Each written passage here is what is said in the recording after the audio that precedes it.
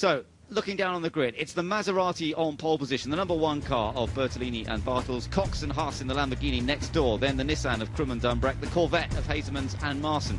Then it's the Nissan of Hughes and Campbell-Walter, then the Lamborghini of Bouchou and Basseng, another Lamborghini of Schwager and Pastorelli, the Maserati of Hager and Margaritis, then the Maserati of Bernoldi and Ramos, Ficini and Henrici's Corvette is next, then Bobby and Longin's Maserati, Zonta and Danielle's car next door to that. There are the 2 Fords, Olivier Panis making his debut in the FIA GT Championship. Further back though, Aston Martin's really struggling. Apart from the number 8 car, all the others were outside the top 16 in qualifying. Some work to be done, and Carl Wendlinger quite a long way down the grid as well as we get towards the back of the field.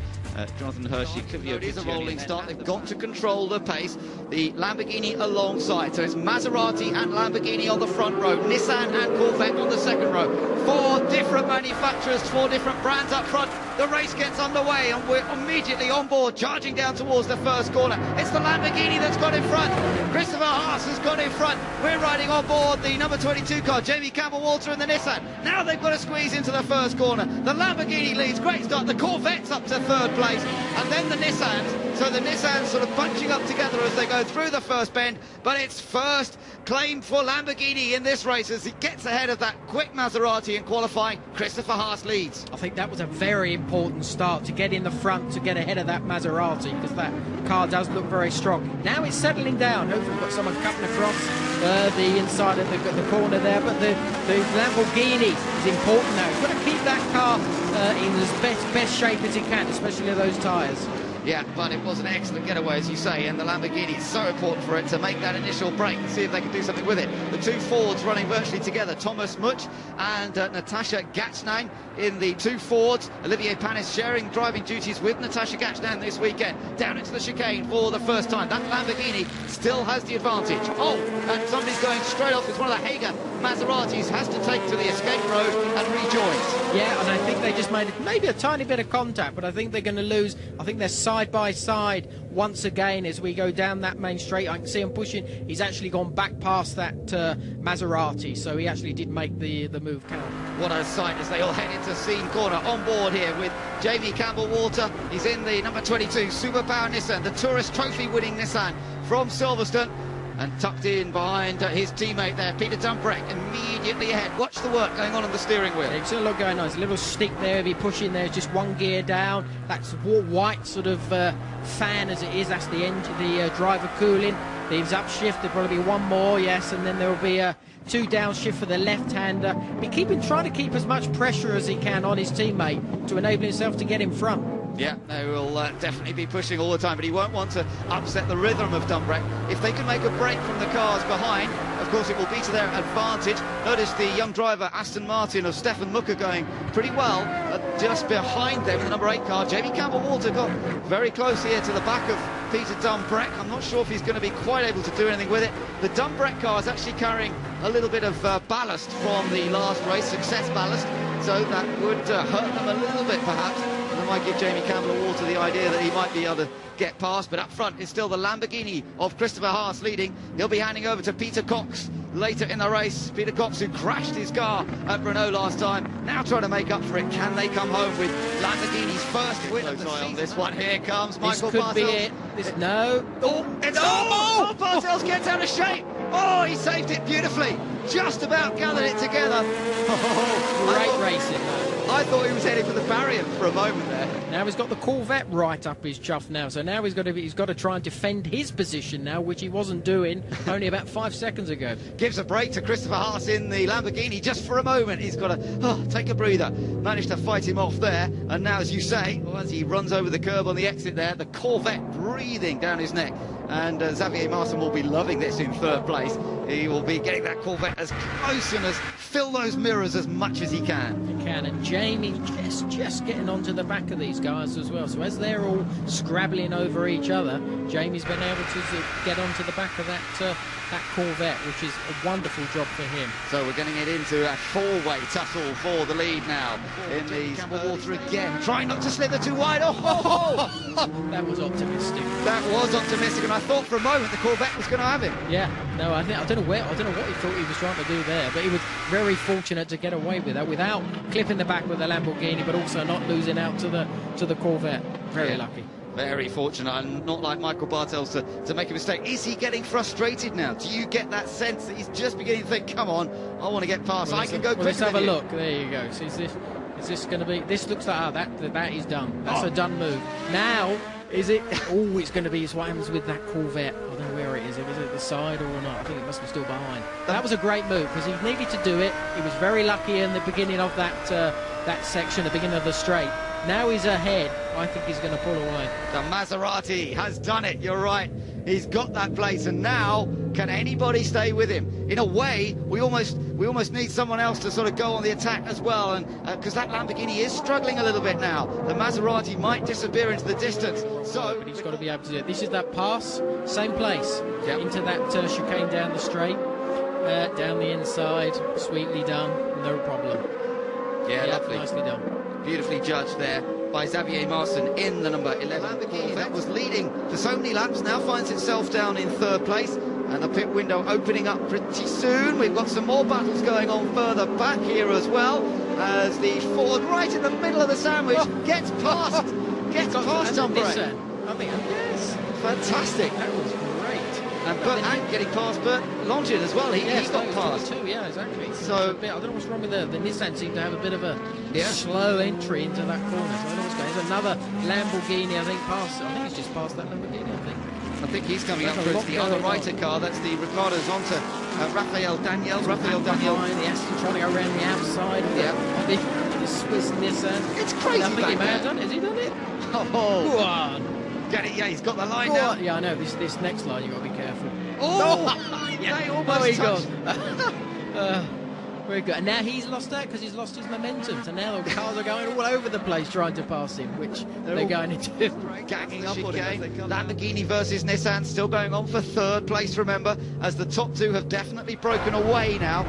Race leader has a 3-second advantage in the Maserati, back to the Corvette that's now in second. This is the race for third place. And they've got a little bit of a gap to Nicky Pastorelli, who's running in fifth, so that at least helps Jamie Cavalwater in the number 22 Nissan, because he doesn't have to... I think he's run wide, yes, the Lamborghini. This is normally where Jamie's very quick. Now the Lamborghini, he might do... Trying to see if he doesn't move.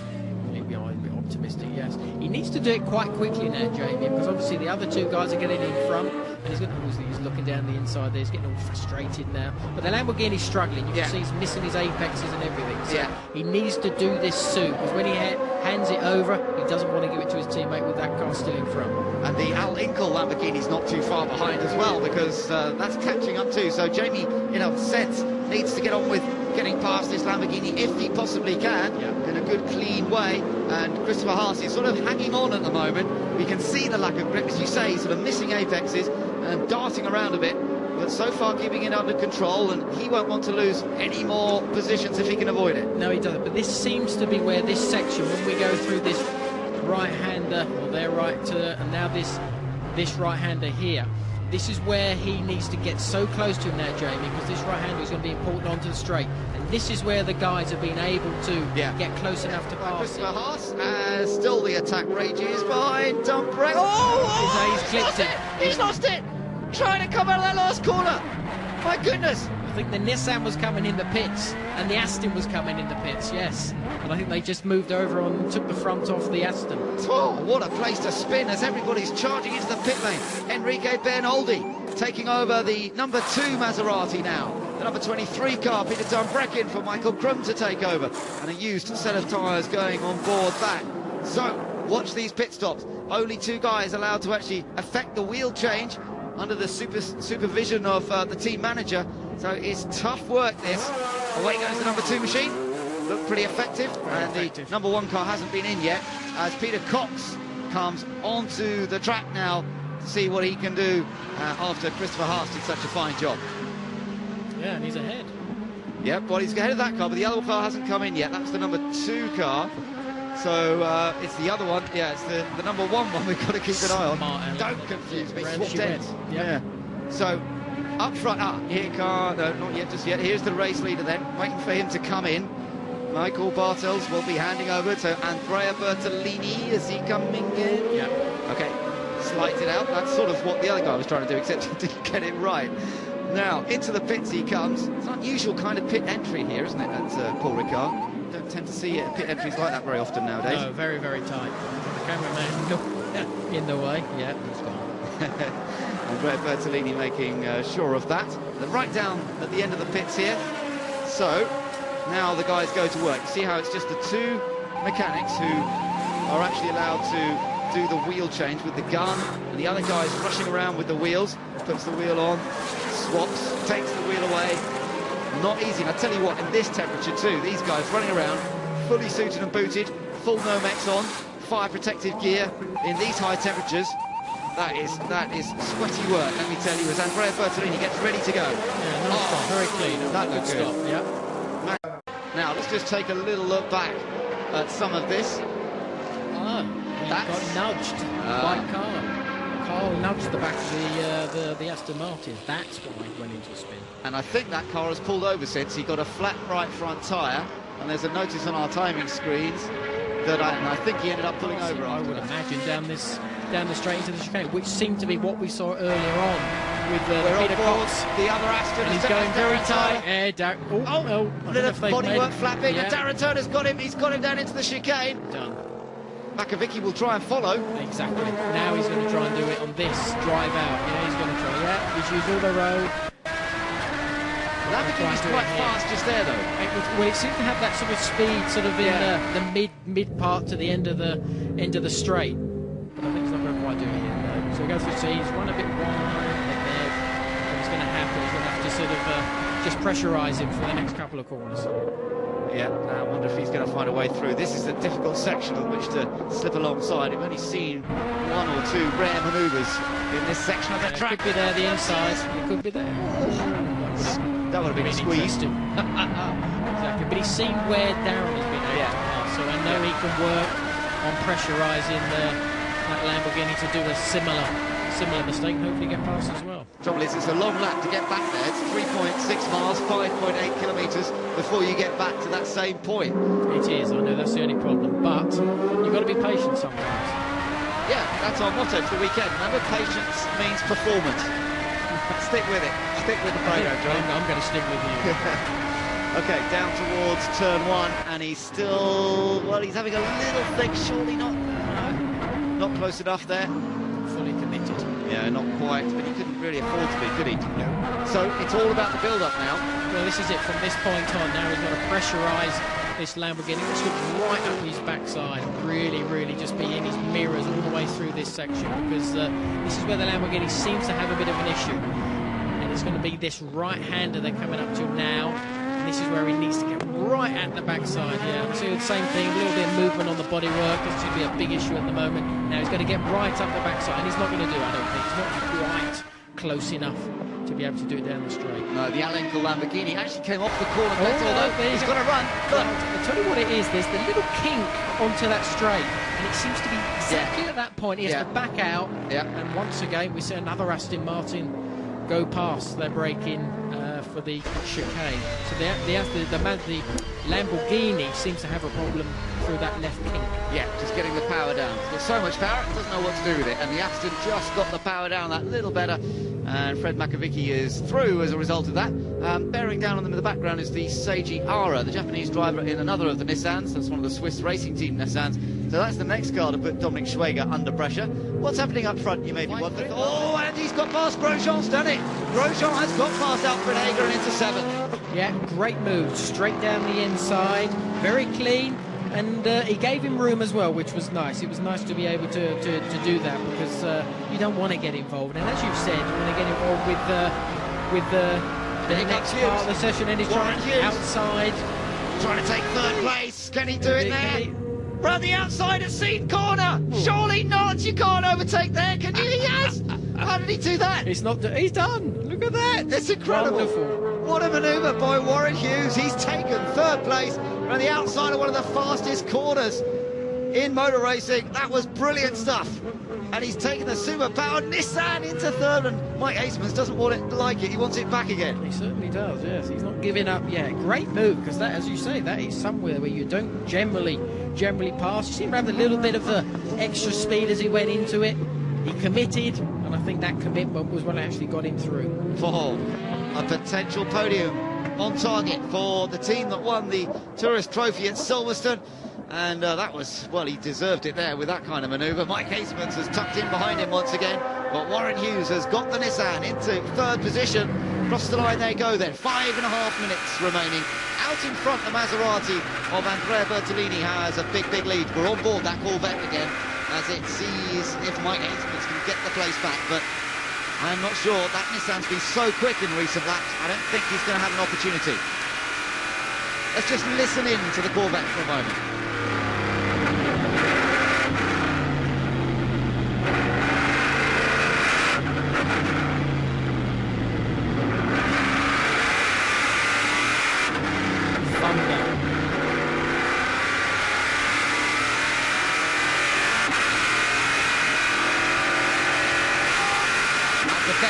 There, didn't he? He does, yeah. And we did say Grosjean earlier on was one of the cars that didn't. So that duty call seems to be quite good packaged at the moment. Race leader is the Maserati we mentioned, still at 2 minutes 7, so it's still going pretty quickly as we follow through the chicane here. Great noise. It's a wonderful noise, isn't it? That V8 really sort of rumbling and rattling. They had some engine problems at the start of the year, but I'll tell you what, that thing's working really well at the moment.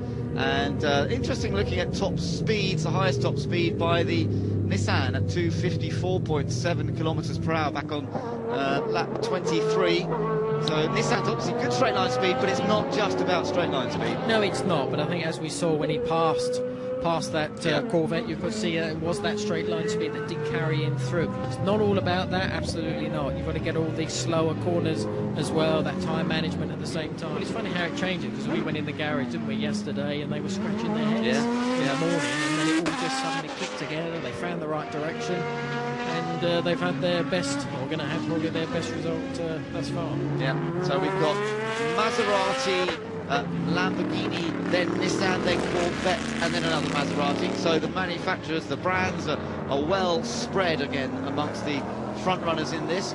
Top Aston Martin a little further back down the order in 10th place, I think. That's still Darren Turner. He's the top Aston Martin. Top Ford, as we know, is the Ford GT of Romain Grosjean, who's got up to 7th place recently, thanks to that move he put on Alfred Hager. But he's too far behind Andrea Piccini to make any further progress, I think. And Piccini's had a very quiet race. We haven't really seen him much in the number 13 Phoenix Run Corvette, but a 6th place finish will give him obviously a third row starting position for the championship race tomorrow, and I think they'll be relatively happy with that. Useful opportunity to score points. But for me, that car, number 24 Lamborghini, has been one of the stars, brilliantly driven by Christopher Haas in the early stages to get into the lead, fend off the other guys for quite a few laps.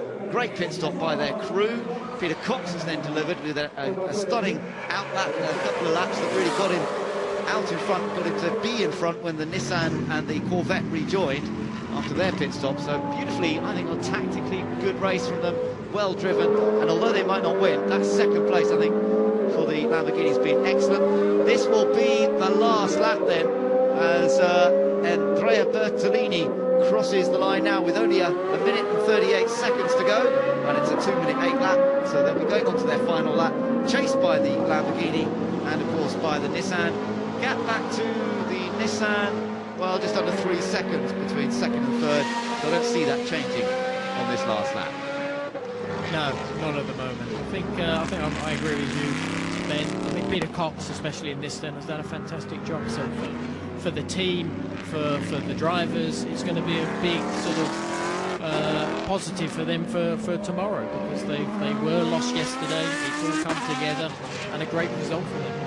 Yeah, and the other Lamborghinis haven't shone quite so well. I think the Bouchou down in 16th place, Dominic Schwager's in 15th, but they've shown that they got pace. It's just for some reason they haven't sustained it throughout the race, so a bit of work for them still to be doing. By the way, Olivier Panis still running. He's in 18th place in the other Ford GT.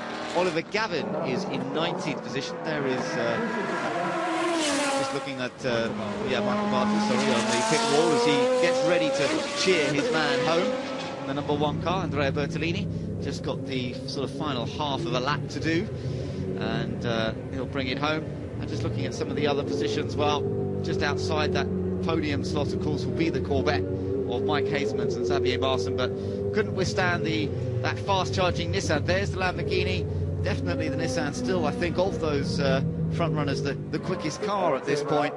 But what matters is your track position when the checkered flag comes out. The clock counts to 0, and Andrea Bertolini's just got to finish off a few more corners here to come through and take a very important victory. It might not score so many points because, of course, in a qualifying race, it's 8 points on offer for the win, as opposed to 25 points on offer for winning the championship race. But what it does, victory here in the qualifying race will give them pole position. It's the number 1 Maserati of Andrea Bertolini and Michael Bartels takes victory. Important, but nonetheless it was impressive. So the results of that qualifying race, the Maserati on top by 5.5 seconds in the end from the Lamborghini and the Nissan.